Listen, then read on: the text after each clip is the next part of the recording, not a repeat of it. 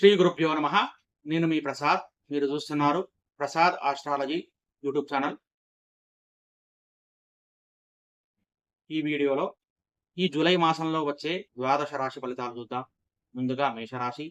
ఈ మేషరాశి వారికి ముఖ్యంగా ఉద్యోగంలో కొత్త అవకాశాలు లభించే అవకాశం ఉంది. అలాగే కుటుంబ సభ్యులతో విభేదాలు రావచ్చు. అయితే ఆరోగ్య స్థితిపై కొంత శ్రద్ధ అవసరం. దాంతో పాటుగా ఆర్థిక పరిస్థితి మెరుగుపడుతుంది. విద్యార్థులకు ఈ నెల అనుకూలమైన సమయం అన్నమాట.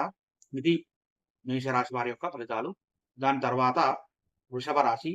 ఈ వృషభ రాశి వారికి ఈ మాసంలో చేపట్టిన ప్రతి పని విజయవంతం అవుతుంది. అలాగే ఆదాయ వృద్ధి కూడా ఉంటుంది. ఇంకా వీళ్ళు దూర ప్రయాణాలు చేసే అవకాశం ఉంటుంది.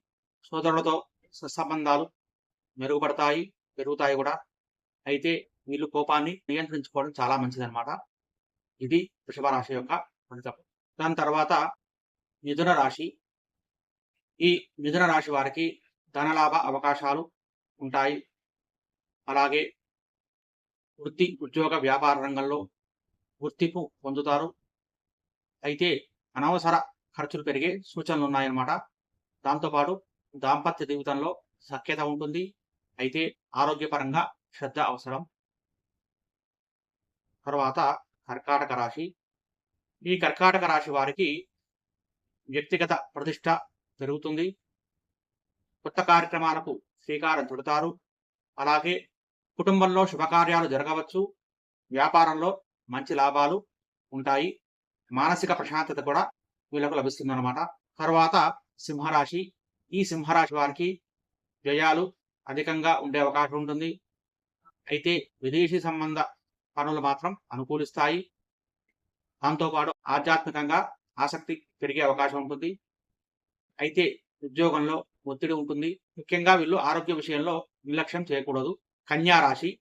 ఈ కన్యా రాశి వారికి ఆదాయం పెరిగే సూచన ఉంది. మిత్రుల యొక్క సహకారం లభిస్తుంది. కోర్టు వ్యవహారాల్లో పురోగతి ఉంటుంది.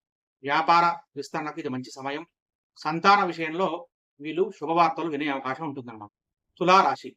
ఈ తులారాశి వారికి ఉద్యోగంలో పదోన్నతి అవకాశాలు ఉన్నాయి. అలాగే ఉన్నతాధికారుల ప్రశంసలు పొందుతారు. కుటుంబ బాధ్యతలు పెరుగుతాయి. ఆర్థిక స్థితి సంతృప్తికరంగా ఉంటుంది. అలాగే ఆరోగ్యంపై శ్రద్ధ అవసరం. వృశ్చిక రాశి. ఈ వృశ్చిక రాశి వారికి అదృష్టం కలిసి వస్తుంది. గురువుల యొక్క ఆశీస్సులు పొందుతారు. ఉన్నత విద్యకు అవకాశాలున్నాయి. ధార్మిక కార్యక్రమాల్లో పాల్గొంటారు. ప్రయాణాలు లాభదాయకంగా ఉంటాయన్నమాట. ఇది వృశ్చిక రాశి ఫలితాలు. ధనస్సు రాశి. ఈ ధనస్సు రాశి వారికి ఆకస్మిక ఖర్చులు ఎదురవుతాయి. అలాగే భాగస్వామ్య వ్యాపారాల్లో జాగ్రత్త అవసరం. దాంతోపాటు ఆరోగ్య పరీక్షలు చేయించుకోవడం మంచిది. అయితే పరిశోధన, ఆధ్యాత్మిక రంగంలో పురోగతి ఉంటుంది. సహనంతో వ్యవహరించాలి. మకర రాశి. ఈ మకర రాశి వారికి వివాహ యత్నాలు సఫలమవుతాయి. అలాగే వ్యాపార భాగస్వాములతో అనుకూలత పెరుగుతుంది. కొత్త ఒప్పందాలు కుదిరే అవకాశం ఉంటుంది. దాంపత్య జీవితం ఆనందంగా ఉంటుంది.